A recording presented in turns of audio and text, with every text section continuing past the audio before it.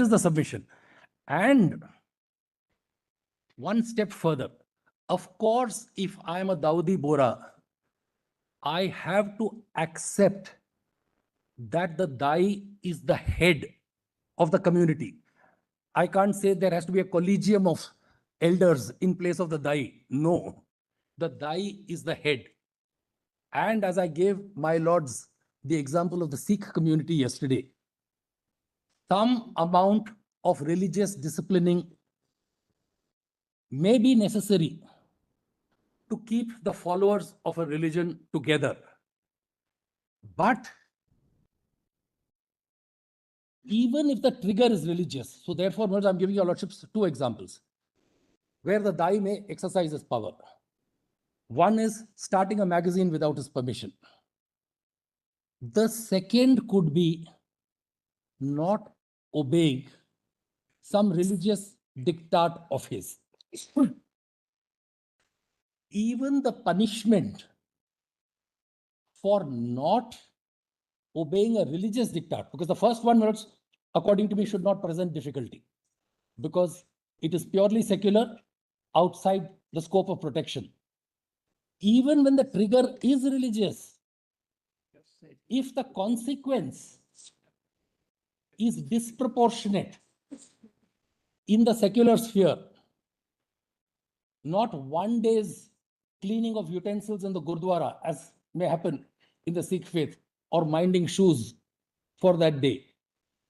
But if the consequence of a religious disobedience diktat is disproportionate, having effect on my right to dignity under Article 21, then my submission is that even if the trigger is religious, the punishment has to be proportionate. And if it's a violation of Article 21, the court would intervene. What happens to the right under Article 26B of the denomination? That right has to be in conformity with the submissions already made. If 26B, as Mr. Khambata has submitted, is not to be read in isolation, it has been argued as to why the fact that there is no additional subjection in 26 as there is in 25. It is immaterial because it is part of a scheme. Therefore, the 26B right cannot in any circumstances extend to the extent to which my constitutional rights, especially my right to life, liberty, and equality, the same golden triangle, these are completely non-negotiable. See, the reason why this court struck down that prevention, the Constitution bench reasoned that it was a violation of the right of the denomination under 26B. Therefore, it was struck down. And the Dai came to this court, I as the head, who is the propagator of that religion, my right to manage my own affairs in matters of religion has been vitiated by this Bombay legislation.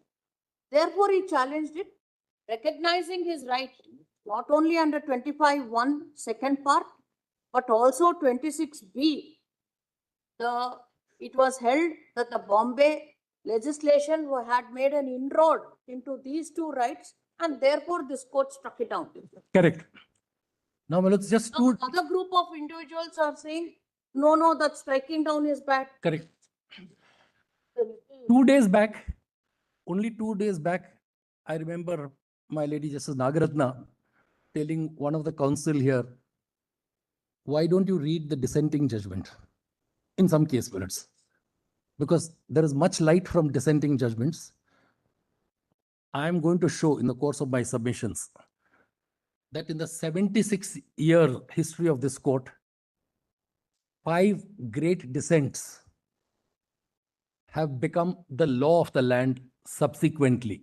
But what is binding is the majority judgment, not the What is dissenting. before 9 judges,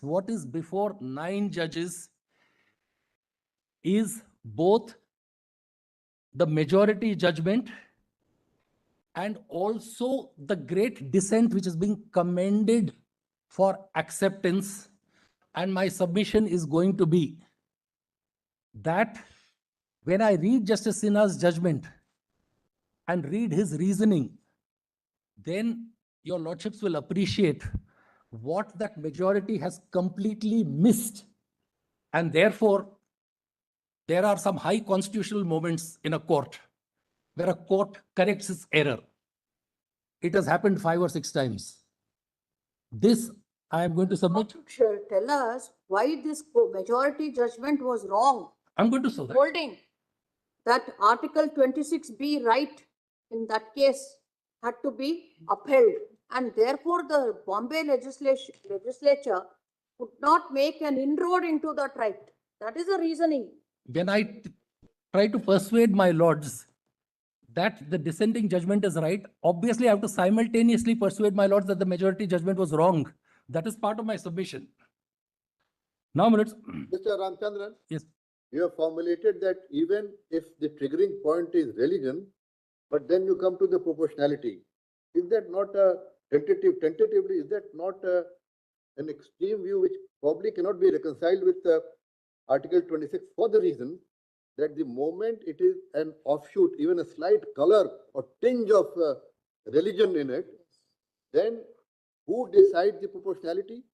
Proportionality, the moment it is a religious, any facet, even 1% hint of a religious smell coming out from it, then it has to be totally left in the discretion, because it is a denomination. It has to govern itself in its own way.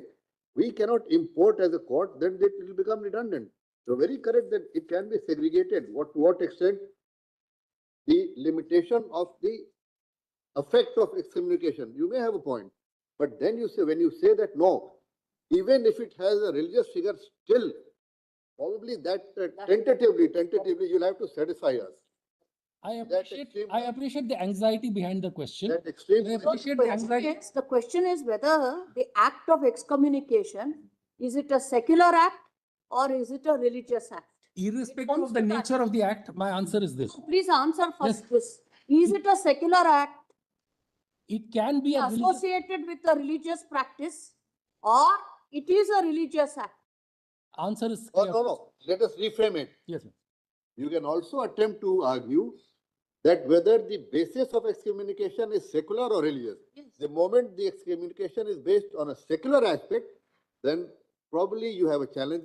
The moment it is based on a religious aspect, then probably tentatively the constitution will intervene. That question is Article stated. And this court applied 26B. I see the great anxiety behind the question. And then the offshoot would be that even if it is religious, okay, to what extent the excommunication and to what limit would be the sphere of the excommunication?